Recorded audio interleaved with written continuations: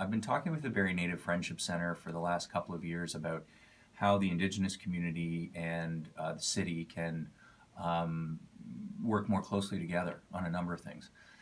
There is a fire pit at the back of the Barrie Native Friendship Center on Bayfield Street, but because of its location, it's right up against the fence. There's residential properties in the area. It's tough to have a big ceremony there, and their parking is extremely tight at the existing BNFC on Bayfield Street. There are only a few parking spaces. So, when you get dozens of people in for a ceremony, it becomes problematic. This is not a new idea in the sense that there are these types of facilities in other cities, but we went to the Friendship Center and said, well, what if we just put in a small fire pit on the south shore of the waterfront, and had some stone seating area. There's a nice downslope on the south shore near the Kiwanis Pavilion, between the south shore and the Kiwanis Pavilion. It could be a very good place for a ceremony. And ceremonial fires are not giant bonfires. Many of them are much, much smaller. That's actually the point in some cases. But we're excited to see this proceed, and a huge thank you to the Kempenfelt Rotary Club, who immediately on hearing about this said, we want to sponsor it. We want to pay for this.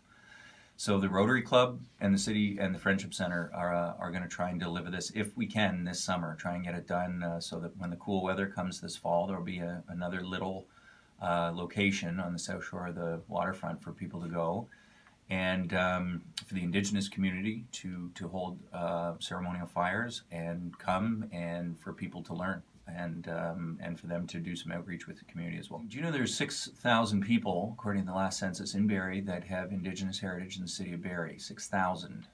And that is a very, very substantial community, and I think it's one in this day and age where I think, the opportunity for us to do a small project like this that can kind of be a location where people can interact a lot more and learn about the Indigenous history of Huronia. Like, why is it called Huronia? What is it? What is the Williams Treaty? What is the histories of the Chippewa people in our area, from Coldwater to Rama and so forth? And really a different way of looking at the world. And of course, fire is central to a lot of the ceremonies and the teaching process. So I'm hoping that just becomes it's a modest project, but I think it's one that can have an impact.